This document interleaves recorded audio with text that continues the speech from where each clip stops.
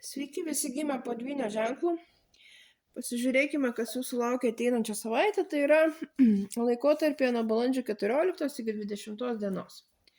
Savaitės perspektyvos, ko vengti ir patarimas jums.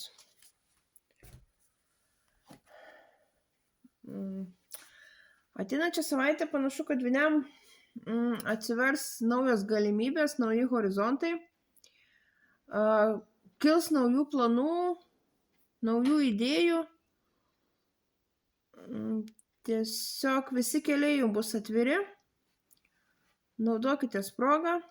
Galbūt išvyksit į užsienį. Galbūt bus galimybė išvažiuoti į komandiruotės. Vykite ten, tiesiog gausit naujų idėjų. Ko vengti? Venkite pernelyg skubotų veiksmų ir tokio vėjavaikiškumo.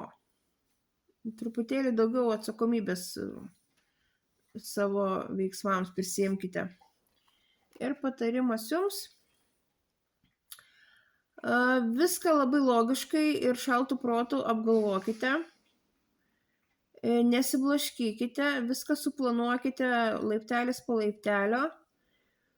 Taip pat gali būti, kad gausit labai neblogų pamokymų ar patarimų iš tokios logiškai mąstančios moters, galbūt tai jūsų viršininkė, ar galbūt tiesiog žmogus yra toksai.